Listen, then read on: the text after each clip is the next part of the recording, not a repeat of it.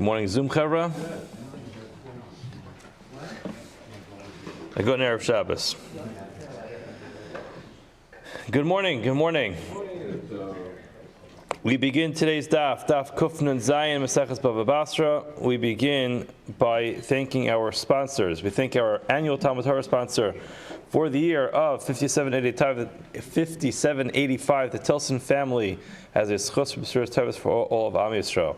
We also thank Steve and Terry Zinn for sponsoring all the Shumer of the month in honor of the birth of the sixth grandchild, Dvorah Eliana Zinn, the daughter of Sylvie and David Zinn of Los Angeles, and in loving memory of Steve's father, Albert Zinn Bonim Tzvi Ben Chaim, on his 19th yahrzeit. They should have nachas from their grandchildren, and they should have a nechama. And the Shama should have an aliyah. We also thank Dr. Shmuel and Robin Karabkin for sponsoring all the Shumer of the month. As a zechus for a full shlema for Robin's cousin serving the IDF, Binyamin Chaim Pesach ben Moshe Chana, and in honor of the yahrzeit of Robin's mother, Pesa Mira Bas Chaim. The Shama should have an aliyah, the family should have an achama, and the Chaylim should have a refuah. We also thank Dr. Moshe and Anel and Gavan for sponsoring all the Shumer of the month in memory of his parents, Jack Bilt and Gavan, Yaakov Meir ben Moshe Leib on his 19th yahrzeit on the 10th of Cheshvan, and Janice Gavan Shena Bas Abba on her 10th yahrzeit, 21st of Cheshvan. We also thank Dr. Bazat and Yemima Sofer for sponsoring all the Shumer of the month in the merit of a speedy and full recovery of Esther Bracha Bas Chaya Cohen Stella from Los Angeles, a young child in critical condition after sustaining burns in an accidental fire while trying to bake on Simchas Torah. He should have a refuah shleim here of a. We also wish a very special mazel tov to Jacob and Alana Dorfman upon the birth of twin boys. Right, twin boys this morning. Should be zochet to have a lot of nachas from them, from the entire mishpacha. And we should hear Besuras Tevis, we should be zochet to be machnes them lebrisa shal Ram Avinu be'itai ubizmanai. And we also wish this very special mazel to the grandparents. A lot of nachas. We begin today daf Kuf Nun Zayin. We begin on daf Kuf Nun Vav Amud Beis. We're starting at the Mishnah Rabbi Eliezer Omer. So, if you remember from yesterday's Gemara, we had a discussion about the limitations. In other words, yesterday's Mishnah brought up what might have been like a little bit of a curveball, surprise in the halacha of Shchiv Mara. Up until now, we always learned that Shchiv Mara, it's a pretty blanket halacha, that across the board, a Shchiv Mara, if he by virtue of the fact that he simply dictates that he wants to actually give out his possessions to somebody else, it's done. Kiksuvim v'chimasurim dami. So Rabbi Elazar in the Mishnah yesterday limited this discussion, and today we have in our Mishnah Rabbi Eliezer. It should be pointed out that some actually learn it's the same person. It's just perhaps the Gersa in the Mishnah of Rabbi Elazar, Rabbi Eliezer. But again, we're going to go with the actual plain reading of the Mishnah that this is not the same opinion as yesterday. Rather, this is the opinion of Rabbi Eliezer. He has one more limitation. He says, Rabbi Eliezer, Omer, b'Shabbos devarov kayamin, b'pnei she'ein yachal lichtayv. On Shabbos, if a Shchiv Mara comes out and says that he would like to give out his possessions to somebody, so now hold on a second.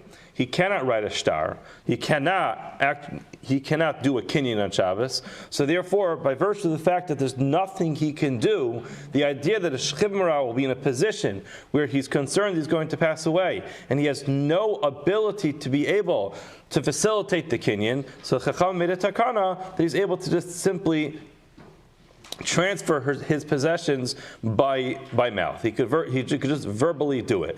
You can't do this during the week. Why? Because during the week, what's the big deal? Take out a piece of paper and write a shtar. So that Rabbi Eliezer opinion is that halacha of Shchiv Mara that we were talking about has all been said only on Shabbos, but not during the week. Yeshua disagrees and he says, no, incorrect. B'Shabbos amru, kavachomer b'chol. If on Shabbos he's able to facilitate a kinyan by just saying it, he can certainly do that during the week. So what is the logic over here? So the Rashbam explains that this comes from the concept that we've mentioned many times of kol haroi lebila ein bila makevespo, which is, it's an expression which comes from Maseches Menachos, which again is just an example where we're talking about mixing together all the different istronim, the measurements inside a keli. So the halacha is, if you have the dry part of a karban mincha and the oil part of a karban mincha, if you're going to mix it into a keli that's only able to fit that ingredients without mixing it, but if you were to mix it, it would start spilling out. So then halacha is, it's possible, you can't use that keli. Now the halacha actually is, you're not obligated to mix it. So it's very interesting. You're not obligated to mix it, but if you can't mix it, it's disqualified. You have to be able to mix it. In as much as you're able to mix it, you don't have to mix it. But however, it has to at least be able to be mixed. That's the idea. In other words, once you're able to do something, then we don't actually care that you take it to the finish line. We just want to know that you have the ability to be able to do it. So the Rashbam explains that that's what Rabbi Yeshua is saying over here. On Shabbos, you don't have any ability to facilitate a kinyan. So now if we're going to say, even without the ability to facilitate a kinyan, it's going to work and the kinyan is going to happen, the acquisition will take place, despite the fact you have no ability to do it.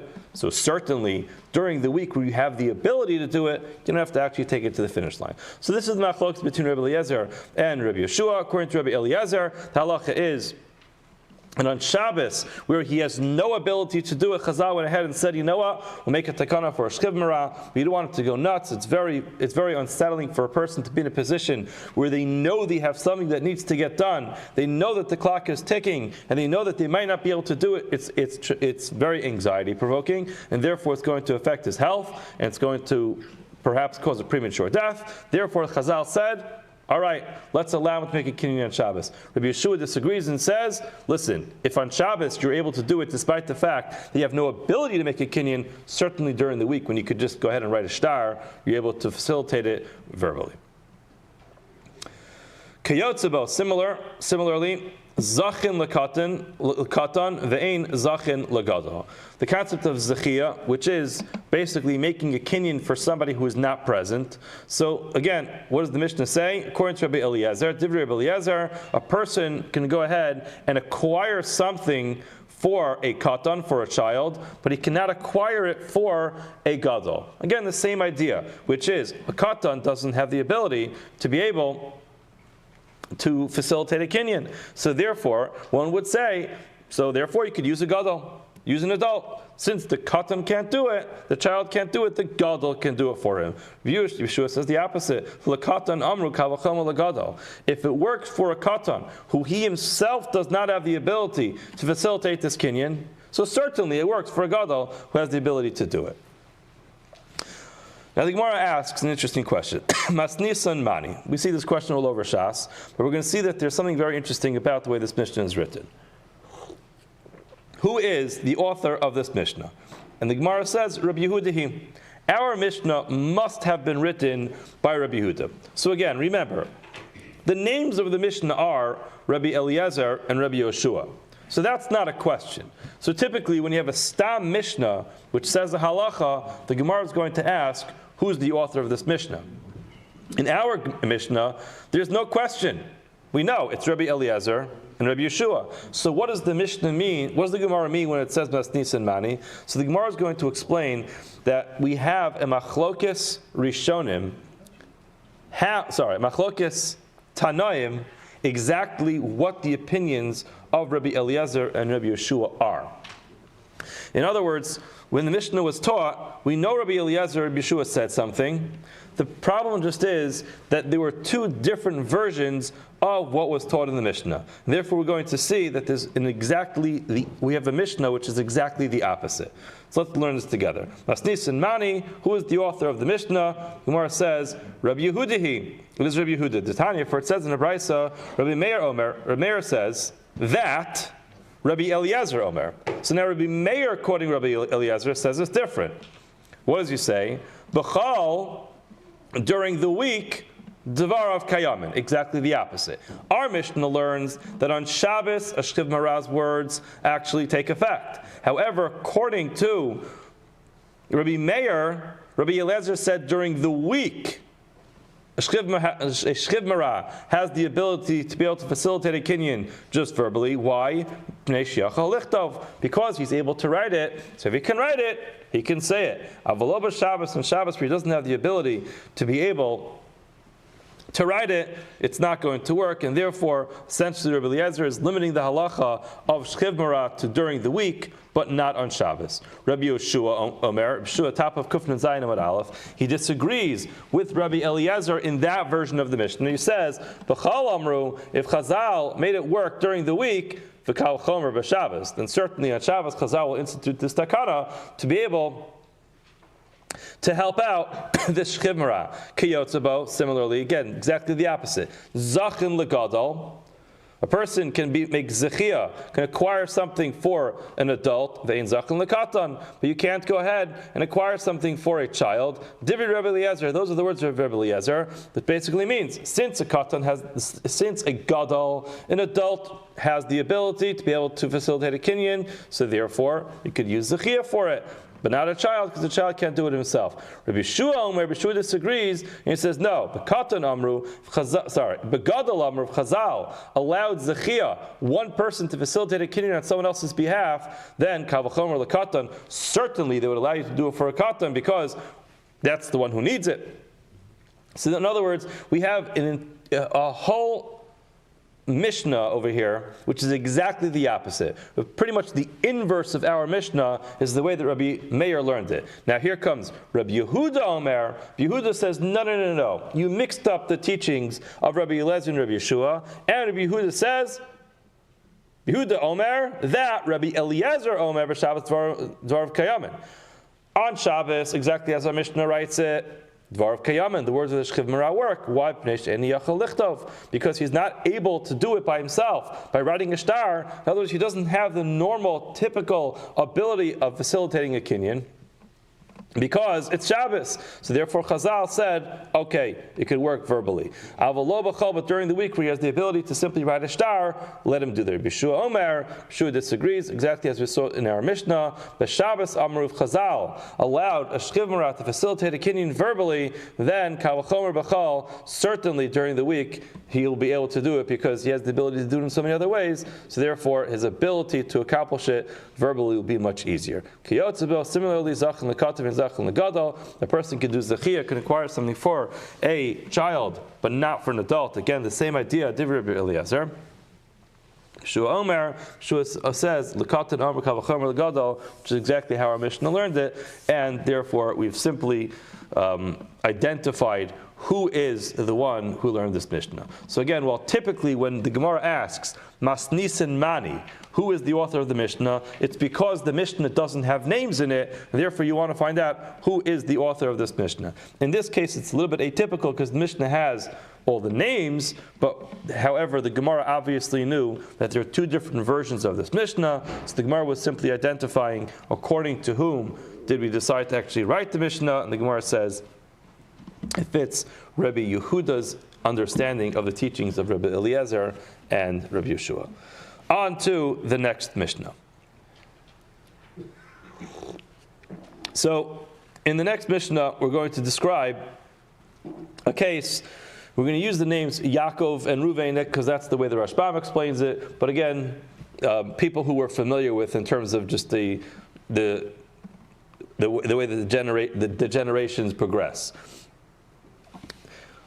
Nafal abayis olav. Mishnah says if a house unfortunately collapses on top of him, ve'al aviv, and as well on top of his father, o alav ve'al morishav, and on top of him and others who would bequeath their possessions to him.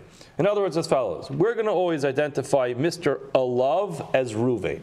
Ruvain being the child, and who is Aviv. Aviv is his father. So we have Yaakov and Ruvain. Unfortunately, Yaakov and Ruvain are, having Thanksgiving dinner together, and the entire house collapses on them. So they both die in a very unfortunate circumstance where the house collapsed. Now, obviously, we don't know who died first. We don't know if Ruvain died first, we don't know if Yaakov died first, and we don't know if they died simultaneously.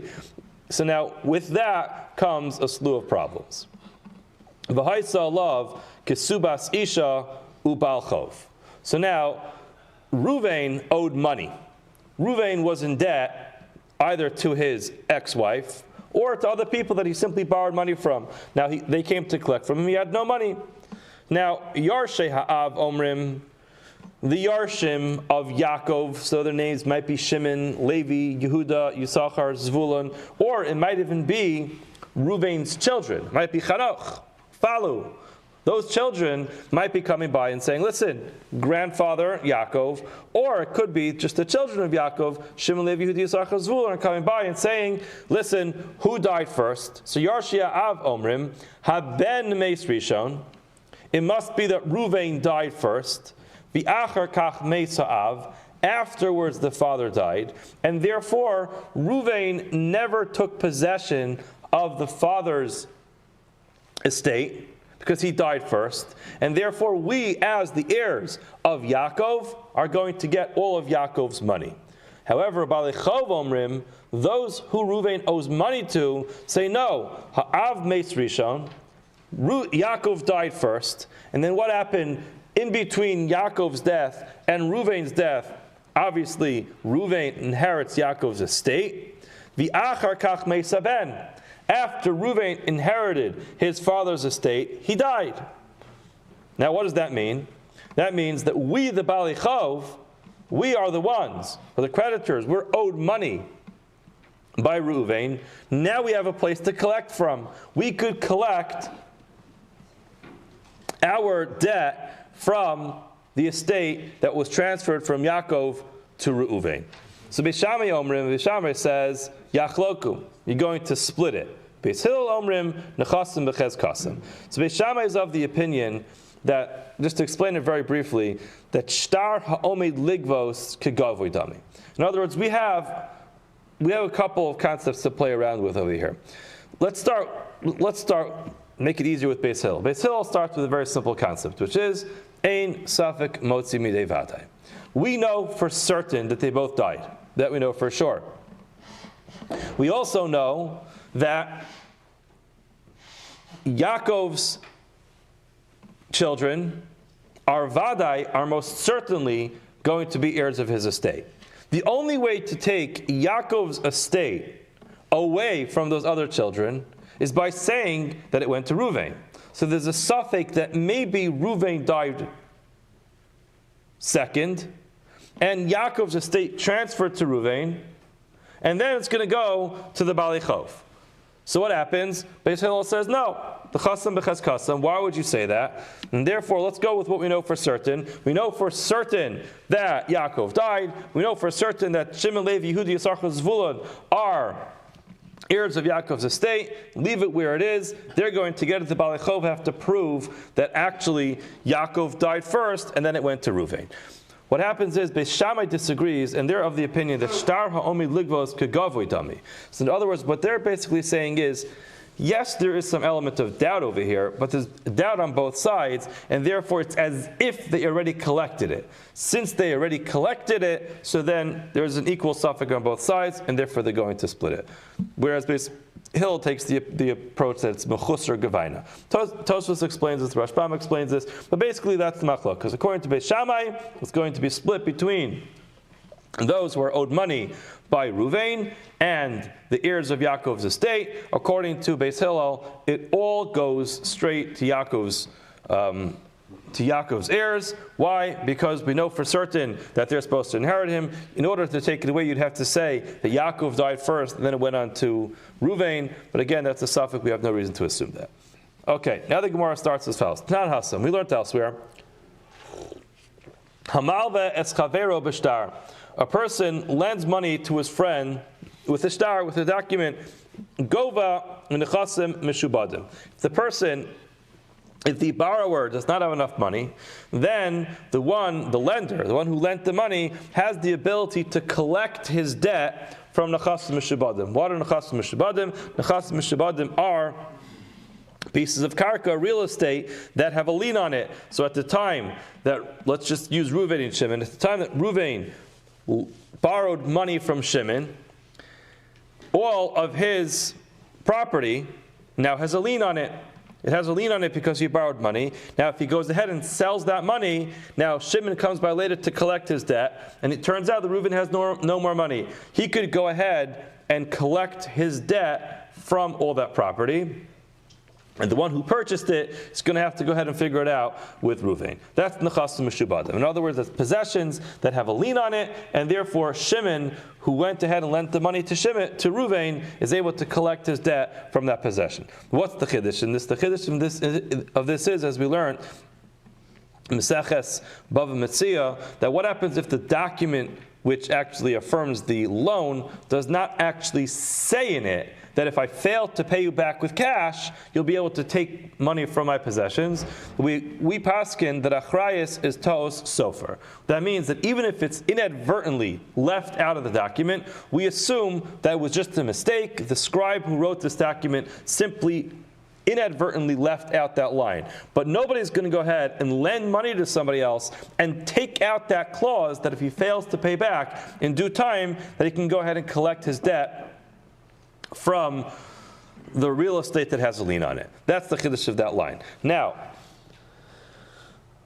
the Mishnah continues and says, "Ayidei edim," if a person borrowed money without a document, without a shtar, rather, what did he do? He only borrowed money in front of two witnesses. Then he could collect his debt from real estate, but not from real estate that has been sold. Not from real estate that had a lien on it and then was sold. Rather, he could only collect it from real estate that Reuven, the borrower, still has in his possessions. What's the difference? The difference is that how is anybody who's buying real estate supposed to know that this real estate has a lien on it? They didn't have title companies back then that are able to research it. The only way to know is if there is a call. There are rumors, people know about it. How do you affect a call? You affect a call by writing a shtar. Without writing a shtar, everything is simply hearsay. Oh, you heard from two witnesses, you heard from one witness, two witnesses, word on the street. However, that's not going to get too far. However, once it's written in a document,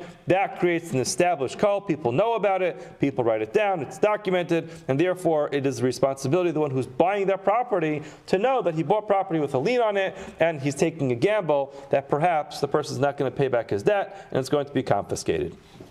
So that's the difference between borrowing money with a document or borrowing it just in front of Eidim. In both cases, obviously, you can collect your debt. However, whether or not you could collect your debt from property that had a lien on it that was sold, that's only going to be true if the loan took place with a document. Okay, that's a sideline. Now the Gemara says, By Shmuel. Shmuel has the following question. What happens if in a document that a person wrote when he borrowed money, he wrote that I'm going to pay you back, obviously from my money, or from my possessions, but he adds in one line, which is, Da'akni vikana mahu. He writes, I'll even pay you back from things that I will eventually buy. As a matter of fact, it's a very famous document that we all have, if we're married, we all signed, which says, Dekanoi Uda'asid ani limikni, which is a shtar ksuba. Shtar ksuba actually says the person signs off to his wife that he's going to pay her the ksuba, if it becomes relevant, from possessions that he bought, that he owns. Uda'asid ani limikni, anything that I'm going to purchase, even from the shirt off of my back. So that's what a shtar says in this. Now that's what a shtar ksuba says in it. So now the question the Gemara is asking is, if a person borrows money and he writes in the shtar that he's going to pay the person back, and he's being mishabed himself, he is obligating himself to pay back even from property that he does not yet own, property that I eventually will buy. So what's the halacha? Mahu. Can a person go ahead and obligate himself to pay back a loan from property that he doesn't even own yet? So Gemara said, leave it to Rabbi Meir. According to the opinion of Rabbi Meir, a person can actually sell something that doesn't exist yet. Loti bailach. There's no question. Why devadi kana? Because if a person could sell fruits that didn't even grow yet on a tree, so then obviously a person can obligate himself to pay back a loan for a property that he didn't buy yet. Elakiti, Bayalach, where is this question relevant? I will leave it to Rabbanon. According to the opinion of the Rabbanon, to Amri, a person cannot sell something that doesn't yet exist. So a person can't sell fruits on a tree that didn't grow yet. I didn't say that right. He can't sell fruits that have not yet grown on the tree. So can a person obligate himself to pay back a loan from property they did not buy yet? So Gemara says, Amar Rav Yosef Tashema, let's try to bring a raya to this.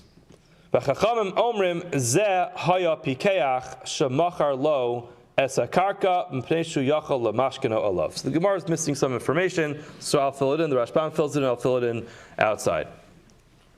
You have Reuven and Shimon. Reuven borrows money from Shimon, and he's not paying it back. Now what happens? Shimon puts up a piece of property for sale. And guess who shows up to buy the piece of property? Reuven. Reuven shows up, he'd like to buy the piece of property. Now Shimon's thinking in his mind, this guy owes me $100,000. Okay, now he's showing up to buy me a piece of property for $100,000. Admon, who's the first opinion over here, says that Shimon is never going to sell the piece of property to him. He's going to say to him, I'm selling property now for $100,000. You know why? Because I need $100,000. That's why I'm selling my property. You owe me $100,000. So you know what? I'll take the $100,000 and keep my property. Why would I sell you my property for $100,000 if you already owe it to me? So Admon says, by virtue of the fact that Shimon went ahead and sold the property to Reuven, he's essentially agreeing that Reuven doesn't owe him the money. Right? Because if Reuven's going to come and say, I paid you back, he's going to say, what do you mean you didn't pay me back? He's going to say, yes, I did. And the proof is that when you sold your property, you gave me the property. You should have just taken the $100,000 and said, shkoyach, you paid me back the loan that you owe me. By virtue of the fact that you agreed to sell me the property, and you gave me the property in exchange for the $100,000, is proof positive that I paid you back. Chachamim disagree, and they say no. In this case, Shimon's actually smart. Because what's Shimon thinking? Shimon's thinking, I'm going to have a hard time getting this money from this sleazy person who borrowed it from me. How does he know? Because he's selling property and this guy shows up to buy it. So he's thinking, I'm going to be one step ahead of him. What's going to happen? He's going to buy the property from me. Now he's going to have possessions. He's going to have assets that I could collect from. If he doesn't buy property from me, all he has is $100,000 in the bank. I'll knock on his door and say, Reuven, you owe me $100,000. He's going to say, I'm so sorry. Ich hab nicht. I don't have any money. I'm so sorry. I wish I can pay you back. You know what? Let me see if I can start a payment plan. I'll get back to you in a few weeks. He's going to continue to push me off. And he's going to lie to me that he has no money. How am I going to know what kind of money he has in the bank? So for years and years and years, I'll probably find myself chasing him for the money, and I'll never get it. So I have a great idea. I'll sell him my property for $100,000. I'll get the cash. And then in a week from now, after the deal is settled, I'm going to say, sir, you owe me money, $100,000. He's going to say, I'm so sorry, I don't have it. Well, guess what? You have a piece of property worth $100,000. I'd like to collect it. So he'll get his property back and get his money. That's the way the Chachamim respond to Admon. So again, to read that inside, Chachamim omrim zehaya pikeach. He's actually a smart guy. Why? Shamachar lo es hakarka. He sold him the real estate. He could actually use it as collateral to get his loan back. So now, what's the proof from there? The Gemara is very cryptic in what's going on here, but the Gemara wants to prove that when did Reuven buy this property? Way after the loan actually happened. So we asked the question, if a person signs in the document that I'll pay you back, even from things that I'll eventually buy, in this case, what happens? Reuven borrows the money in January. He only buys this field in June. Now, clearly, according to the Chachamim, he could go ahead and collect his debt from this field. So you see clearly, you could collect your debt from property that was acquired, that was that was purchased way after the loan took place. So you have proof positive that yes, you could collect from there. The Gemara says, hold on. Amrle Rava Minei Ka'amrit. You're proving from there? No, Mineva Afilu Miglima Dal Kasbai. That's not the case we're talking about, because he owes money. Everybody agrees when you owe money, you pay back from any assets that you get. No one had a havamina to think that when you borrow money, you only pay back from money that you have at the time of the loan. Of course not. You owe $100,000, get $100,000 together and pay back the loan. You don't have the money, so then pay back with assets. No one cares when you bought those assets, you still owe the money. Ki kami bayla, let's clarify the question. Our question is only de'ikni kana umachar, and then de'ikni kana v'horish. When is this relevant? This is relevant when he buys something after the loan and then sells it. Buys something after the loan and then passes away and bequeaths it to one of his heirs. So in that case, the question is, when the person who ultimately got this piece of property, the third party, let's just call this person Levi. Levi either is a child of Ruvain, or Levi is just the purchaser of the fields from Ruvain. Is that field that's bought and then sold after the loan still going to be tethered to this loan, or is it completely disconnected? So the question over there is Mai. So Amar of Chana, Tashamat, Rav Chana said we could bring a raya. Let's go back to our Mishnah. Nafal Abaye Salav, the house falls down on top of him. Vit al Aviv, and on his father. Or Alav al Morisha, falls down on him and any other person who would be a Morish, would bequeath their possessions to him after death. Now V'haisa Alav, on Ruvain, there was Ksubas Isha, either the debt of a Ksuba, Ubalchov, or he owed money for another reason. Now Yarshia Av Omrim, as the Mishnah says, the Yarshim of the fathers say, Haben Meis Rishim Yachakach Meisa'ab. First the son died, and then the father died, and therefore the son never took possession of the father's estate. The Balichovos say, Ha'av Meis Rishon, the father died first, and then what happened? His possession was transferred to Ruvain, and now, where does it go? It goes to the heirs of Ruvain. So this case is exactly what we're saying. Remember, Ruvain owes money. Okay? Ruvain signed a document that says, I'll pay you back, and I'll pay you back even from things that I will acquire at a later date, even if I sell those things or bequeath those to my children. Now what happens? Ruvain in our Mishnah dies. What is the subject of the dispute? The subject of the dispute is those possessions that Ruvain acquired 5 minutes before dying, which is way after the loan took place, and then transferred to his children. So now, you see clearly from our Mishnah, from the fact that the Bali Chov claim that they want to actually get their hands on that piece of property, that something like that would actually be meshubad, would be connected to the loan. Now, or if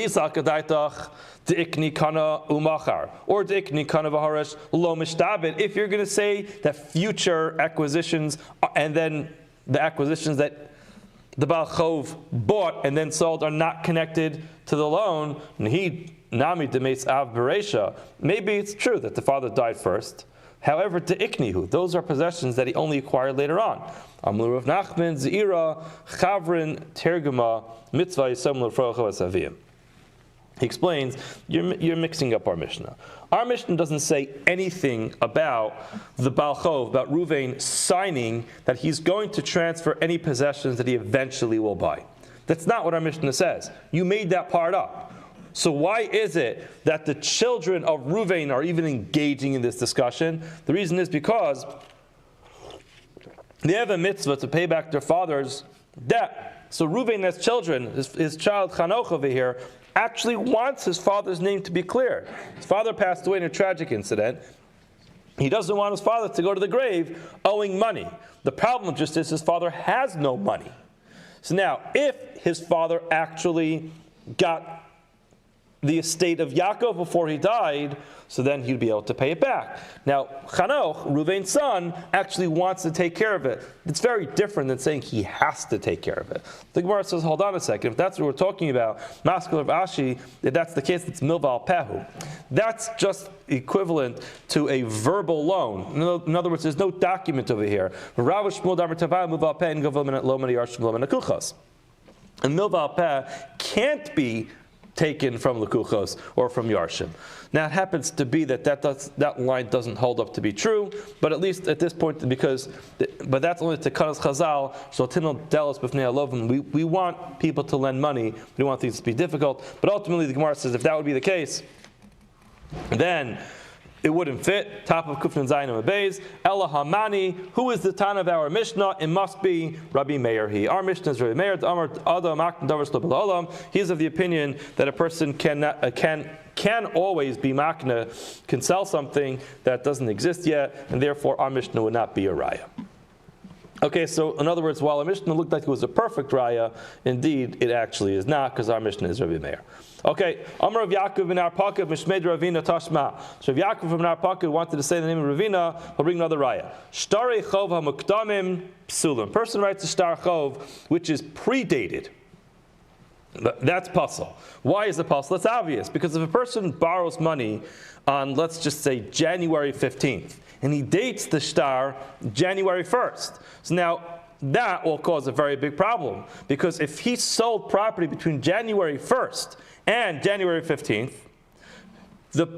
and doesn't end up paying back his loan, that property is going to have a lien on it because it was essentially purchased after the date of the loan, but it wasn't. So you can understand why that shtar would be puzzle. The whole thing, according to Tosfos, the entire shtar is puzzle, not just the achrayas part of it. If a loan document is post-dated ksherim, that will be kosher. Why? The simple understanding of why it would be kosher is because what's the big deal? It's post-dated. The worst thing that will happen is that the one who lent the money will have less time to collect any real estate, any of the nechasim mushabadim. Why? Because again, if let's use the same dates. If the loan took place on January 15th and the document is dated, I don't know, January 25th, so then you have those 10 days that where if property was sold, you wouldn't be able to collect from it. The bottom line is we're not going to cause those who bought the field to lose their field shelo kedin. The Gemara says, hold on. If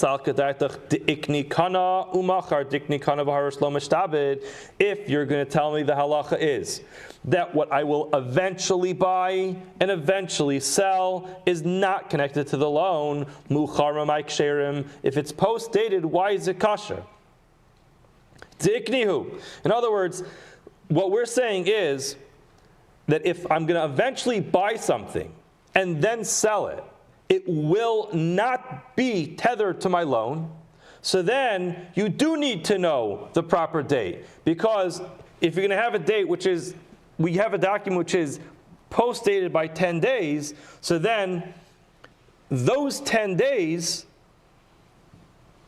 are days where if he made this purchase, that piece of property should not be connected. But now it's going to unfairly be connected to the loan because it was postponed. In other words, let's use our dates. If we're using a loan that takes place on January 15th, and it's post-dated to January 25th, so now what will come out is that anything that was purchased in the interim should not be connected to the loan. But it will be connected to the loan because the document is post-dated. So therefore, why should it be kosher? The Gemara says again, Hamani Remehi. That must be that Mishnah that tells you that a post-dated shtar is kosher is Remeir. Why the Adam the Makna Davar Shlo Alam? A person can actually be Makna Davar Shlo Alam. So again, it's not a raya. Amar Misharshia Mishmei Derava. Tashma, let's try to bring another raya. L'shvach karkaos ketzad.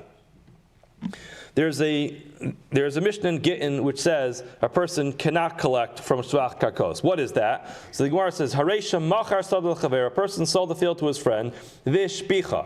Now the person who bought it, he didn't buy the field just to stare at it. He bought it because he wanted to cultivate it. So what did he do? He plowed it, he planted in it, he did all types of things to increase its value. Now what happens? Ubabal chova tarfa. One of the creditors of the seller came and took it away. So listen, I'm sorry, you bought a field that had a lien on it. The person who sold it to you never paid me back the debt. I'm taking it away. Now, kishu gova, when this buyer goes back to the seller to collect his money, because again, when your field gets taken away, you get to go back to the seller and get your money back.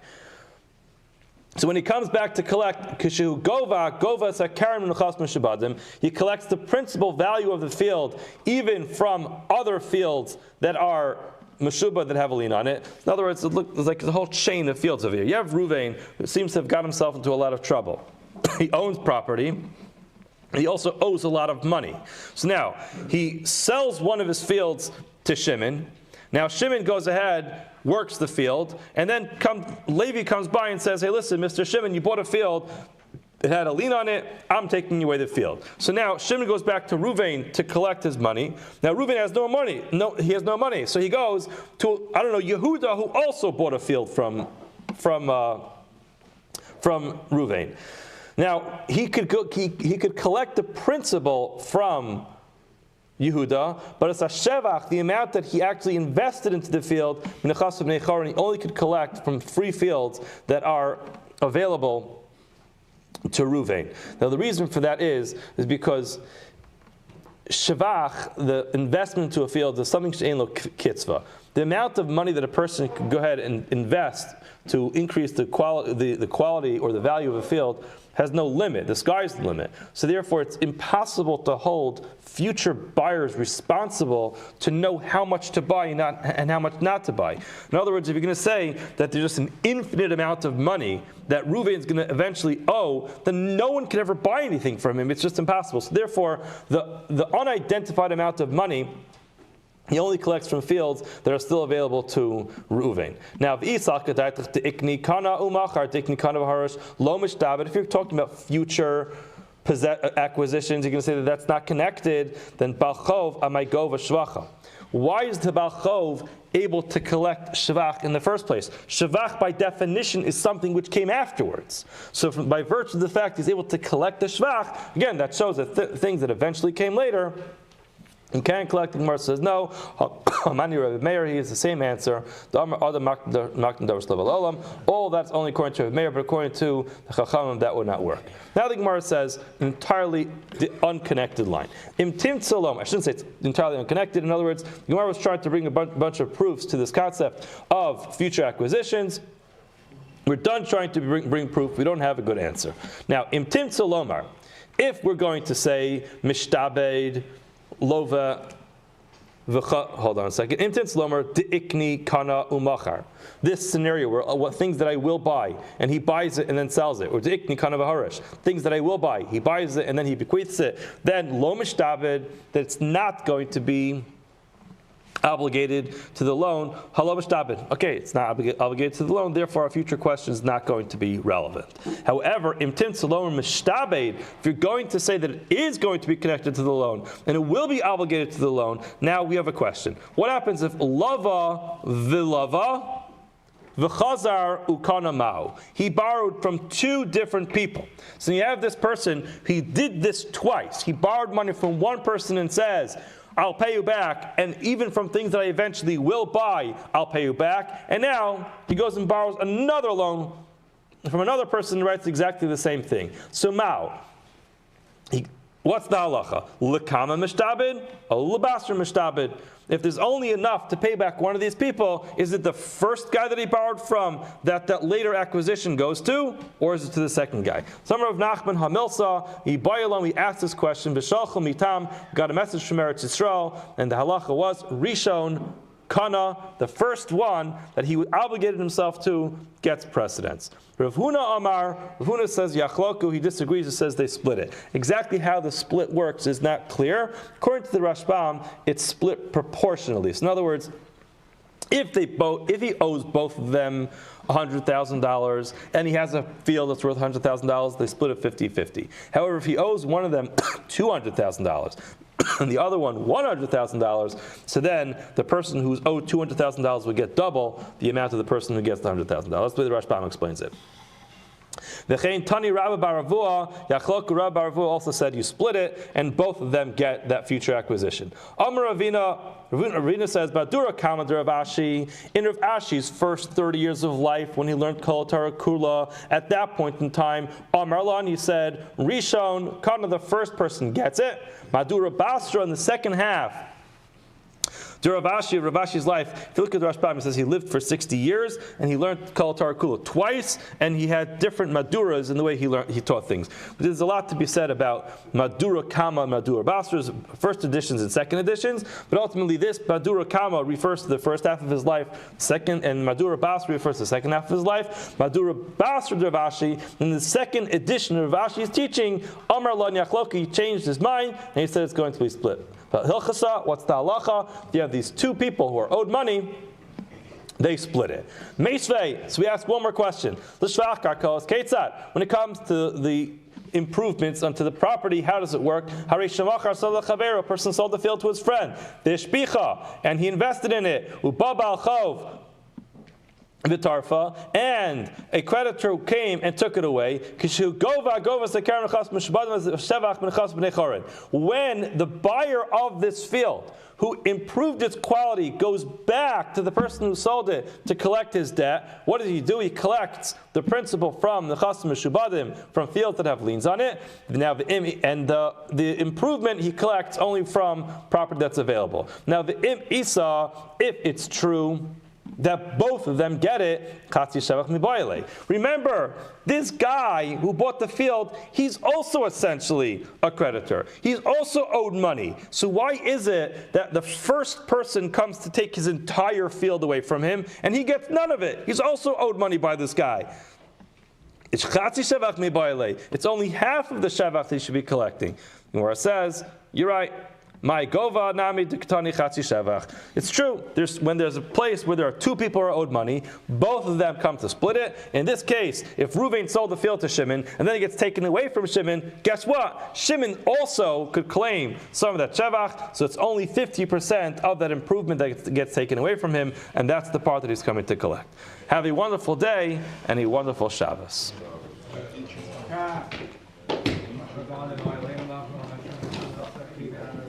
You take care of that.